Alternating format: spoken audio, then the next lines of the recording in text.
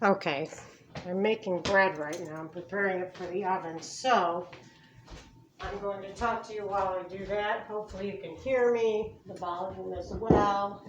Again, this is my new camera.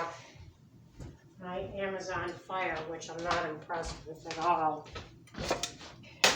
And sorry about the blur. The lens might need to be cleared, but the camera on there is not good at all.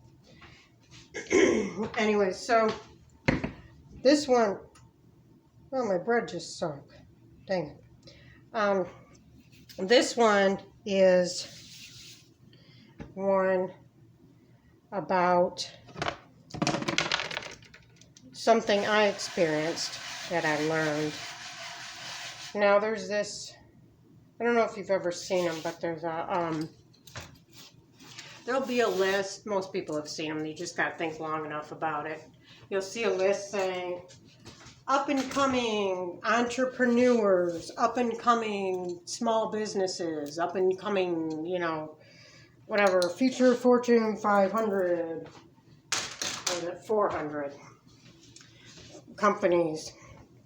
And you always wondered, haven't you ever wondered? I've always wondered, where do they get this information from? So I remember one time thinking about it, saying like, where do they come up with these lists? How do they make these lists? What I thought is they would have a research team. What I came up with in my mind was that they had a research team. And the research team researched sales and growth and how relevant the product was to, the modern times. Was a product needed? You're not going to say up and coming Fortune 500 coming if they're company if they're selling, buggy whips, horse whips or whatever. So, or oil lamps. So, anyways, like I said, I thought it was all research done and a lot of research put into this. So I used to read them things. Once I got into my own business, I used to research them things. So tried to find out a little bit, not too much. I didn't want to go down a rabbit hole with this stuff because I had stuff to do. But once I started a business of my own, I started researching like how did they advertise, what was their product, what was it, their clientele, how did they reach them. Even did a little bit of the, what do they call that, the business motto or whatever they call that, company motto, whatever. And I still didn't really find anything that was different about these businesses as to why they were up and how they were up and coming. Well, stupid me never thought to update on these companies and see how well they were doing 5 years from that time. Well, I have a friend who sells soap. This is going to be the long way around again. I have a business myself, but I have a friend who has a business that makes soaps. I make voodoo dolls. As you can see, that's a voodoo doll. That's my sign, my company sign right there. And I told her, I know how running a business from home, she doesn't just sell the soap, she makes them at her house. So I know how hard that is. I know how hard it is to get the word out, to get more people interested, whatever. So I told her, so I buy soap from her. I don't buy store-bought soap anymore. I buy only soap from her.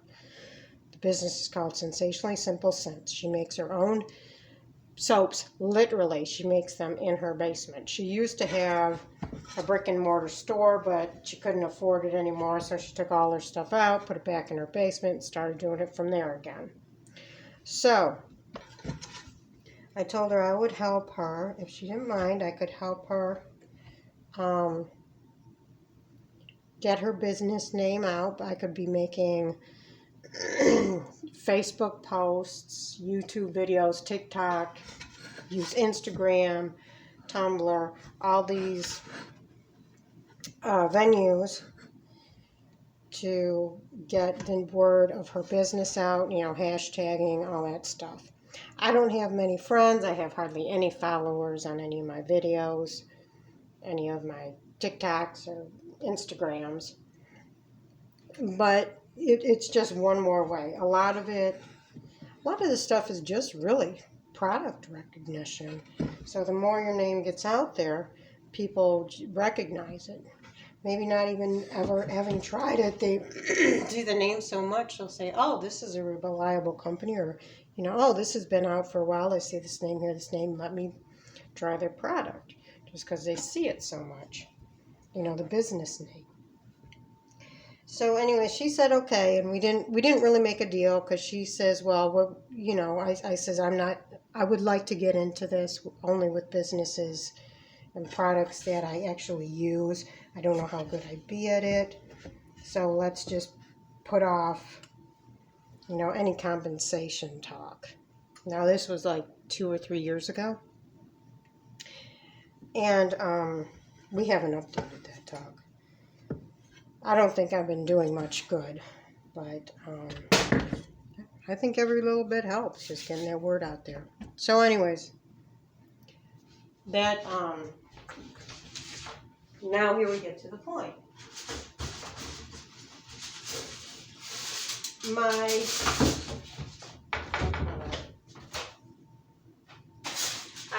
I was using Instagram. The only reason I started using Instagram was because I wanted to advertise for her. I think I'd already set up an Instagram account, posted a couple things for me. Didn't really do anything on it. So I started it up again, started using it proficiently again to advertise for her. Well, the thing is, this woman she's of African American descent. I don't know how she would identify, or if she'd identify as black, African American, or something else. I don't know. But anyway, so I asked her if it was okay if I use the hashtag, support Black business, Black Lives Matter, to help people of color who are trying to support other people of color, or anybody who's trying to support businesses for people of color. I support businesses. I try to look for, if I can't find anything in my immediate area, my immediate city of Hudson, Michigan, and I got to go out further, I try to find minority-owned business. Preferably people of color first, then maybe women.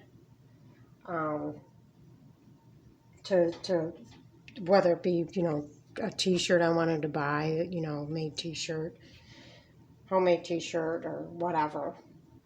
So anyways, she said it was okay if I used that, so that's what I did. I started putting on every post. Well, immediately, like my very, very first post, I got no less than 5 people, 5 other businesses responding to my post that had the BLM or support Black business or black owned hashtag.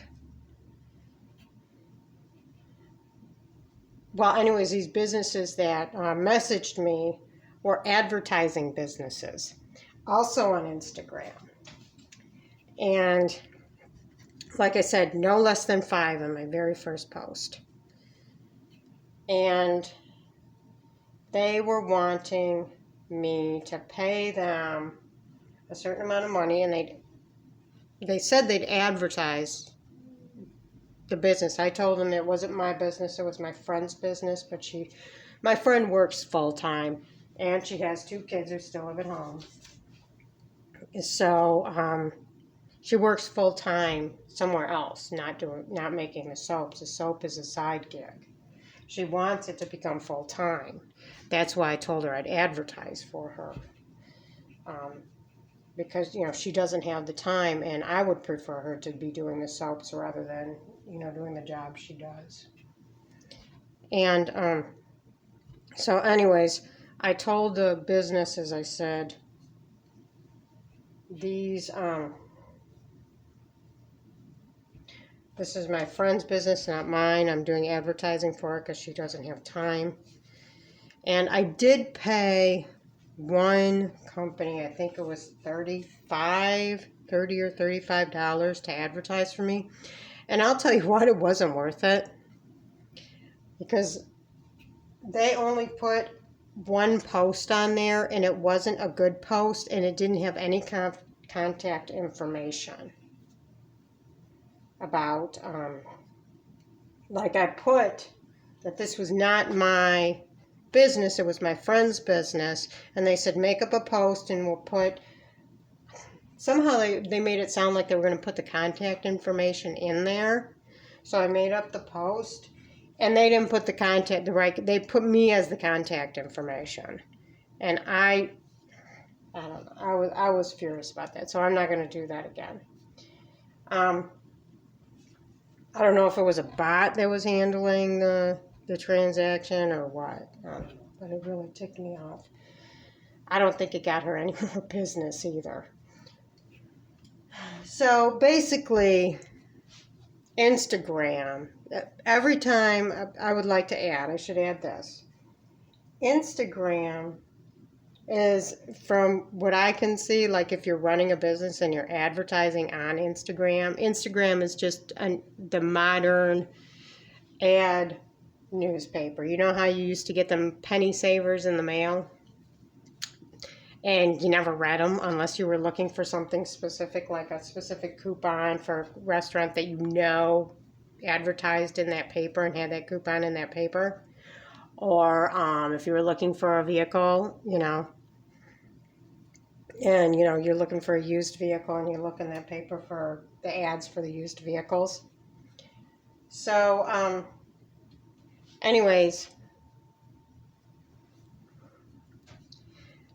one ad I did put, I don't remember if it was I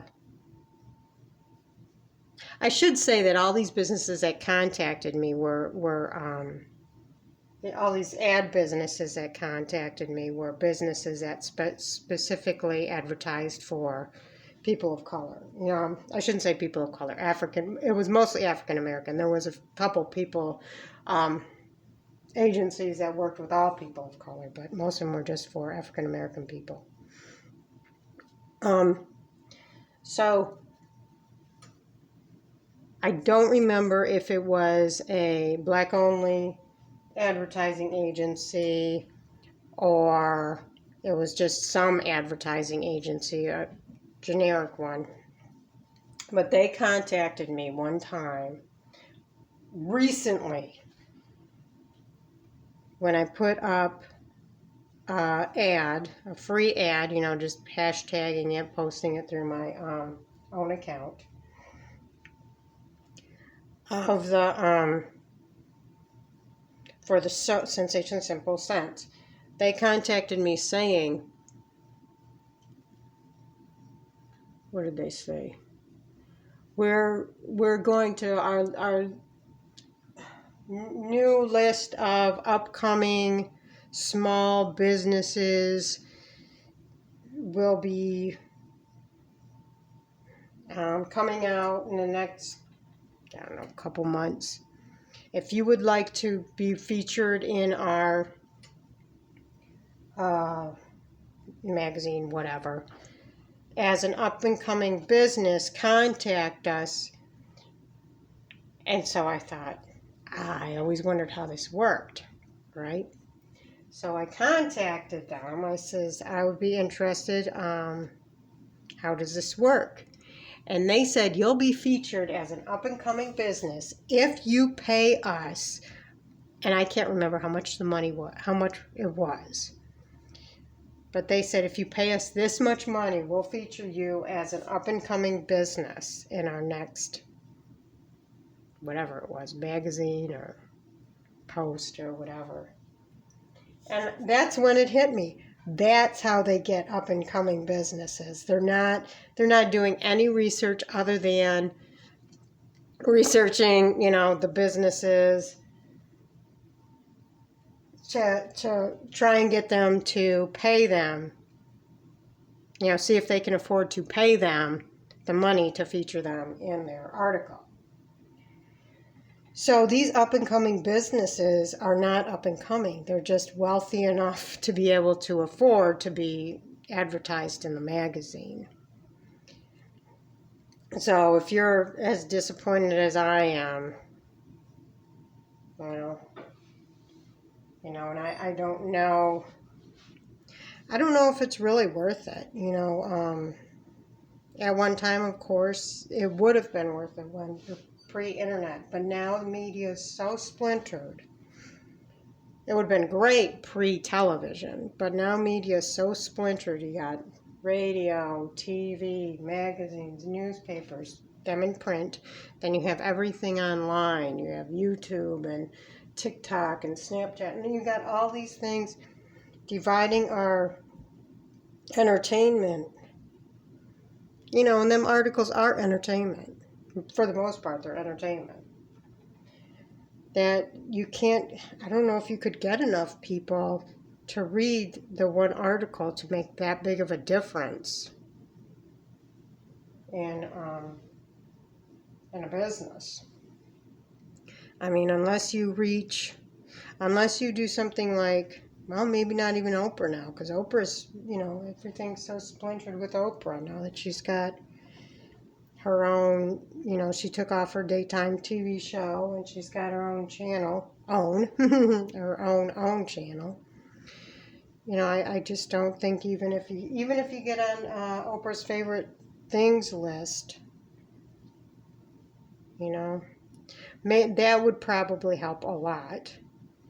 But you have to pay to get on there now. I know at first that she was just doing that stuff on her own, but I mean, looking at everything that she's advertised the last couple of years, it seems like these are things, it's just another way, it's just another venue of, getting money, from companies to feature them as one of your favorite things. I don't know. I won't say. Oprah seems to have higher morals than the typical former talk show host or whatever. But I don't know. I know she was disappointed that her cable channel didn't do as well as her our TV show. But like I said, media is so splintered now. So how much would you have to pay to get on some favorite things list, as opposed to how much does your product sell for? How many would people buy? Like soap is a reusable item, so at least you could say, well, at least they might in the future buy more soap. But for me, how many voodoo dolls is somebody, nobody's going to replenish their voodoo doll supply or their cat toy supply. So for me personally, any type of money would not be worth it. And so that's how you get on. Now, I don't know about all the lists, but I wouldn't be surprised if all the lists are like that. All the up and coming, new businesses, new entrepreneurs in the making. I wouldn't be surprised if they were all like that, where they just, scouted, headhunted for businesses that would pay them to be featured on the list. And the first 10 people who paid got featured as up and coming. So, anyways, now my hands are all doughy and I can't turn the camera off. Yeah, I made this bread. I can't remember what it was. It was supposed to be, pumpkin bread, but it was supposed to be made with just white flour. And since I'm low gluten, I'm not gluten-free, I'm low gluten. I decided to, instead of using all white flour for all 3 cups, which the recipe called for, I decided to use 1 cup flour, white flour, and can't remember what other flours I put in there. I know I didn't put wheat in. I think I put buckwheat and rye. And, you know, when you do that, though, you don't have as much gluten. The gluten is what makes the bread rise. And so you kind of got to make up for it. I haven't yet learned how to make up for it. So now my bread is kind of, it's not the texture it's supposed to be. Yeah. But we'll see how it is. What I did is I put it in I use a bread maker. I put it in the bread maker. It didn't rise. You know, I kept an eye on it.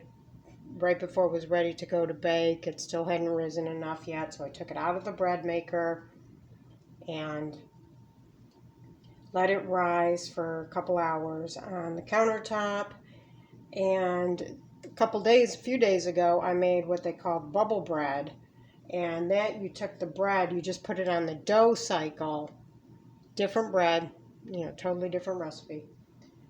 You put it on the dough cycle, and then you would take it, punch it down, put them in little balls, like make them into the dough into little balls, and then I don't know if you punch it down and let it sit to rise again, or if you made it into little balls and then let it sit for about 35 minutes for it to rise again in little balls. I don't remember how they had me do it, but probably the second, but the latter. But anyway, so then you would bake it in a 400-degree oven. And it turned out nice looking, and I liked the texture of it. And I liked that I could rip it off easily without making a mess, because, you know, you just had all these little bubbles. So I decided to do that with this instead of putting it back in the bread maker. I don't know how that would turn out.